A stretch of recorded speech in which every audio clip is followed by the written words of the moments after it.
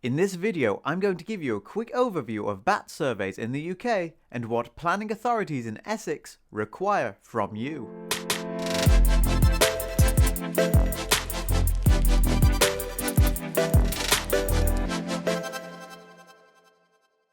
In short, a bat survey is carried out primarily to discern if there is or isn't a bat roost present in your property or development site. But the survey also provides information on the species of bat if the roost is active and the features that might be attracting them to your property.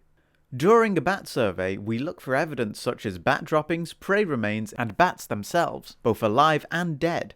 We also look for suitable roosting features and entry points that bats commonly use to roost or enter a property with, such as loose tiles and flashing, cracks in the brickwork, and enclosed dark spaces. Once this information is collected, the report may show that your property is bat-free or unsuitable for bat habitation, in which case this can be used to help your local planning authority grant you planning permission.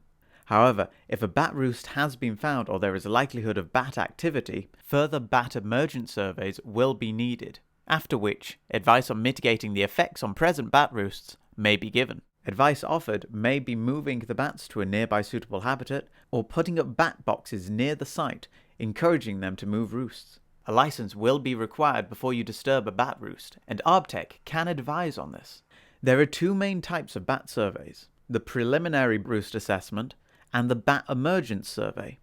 The preliminary roost assessment is the first step in finding out if you potentially have a bat presence on your property. This can be carried out during the daytime at any time of the year and will consist of an ecologist visiting to look for signs of bat activity on the site, such as bat droppings, prey carcasses, urine stains, and so on. They will also look to evaluate features on the property that may provide a suitable roosting habitat. These include features such as raised roof tiles that bats can roost underneath, and gaps in the eaves that will allow them to access into the loft space.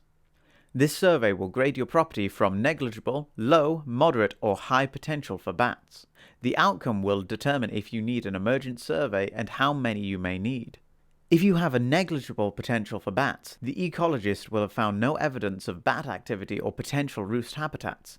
This may be all you need to provide to your local planning authority to help show your development will not negatively affect local bat roostings or habitat.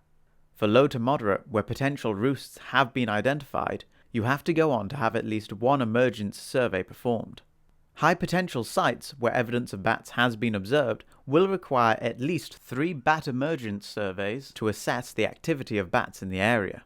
If an emergent survey will be needed, this may be carried out during dusk or dawn between the months of May and September, and is to help to determine if the roost is active, the species that are using it, and the size of the bat colony. This information is used to determine the right kind of mitigation. Essex is home to at least 10 species of bats and sports a diverse range of habitats that commonly support bat activity. Not just areas such as Epping Forest, but also along the coastline and in more built-up residential areas throughout the county.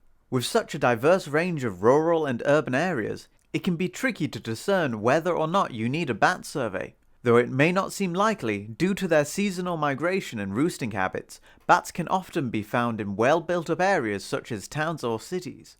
To be certain, we highly recommend that you ask your local planning authority directly if they require a bat survey to be carried out in your location before they grant you planning permission.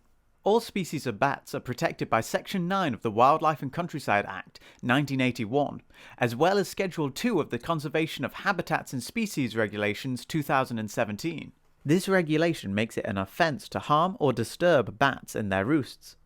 To ensure the safety of local habitats and the replacement of roosts where needed, if you have to destroy a roost to complete your development, you will require a European Protected Species Licence from Natural England. Failure to acquire the correct licensing or to carry out building works that may affect bats can result in a hefty fine with no upper cap. If you still have any questions, please get in touch and we'll be happy to answer them.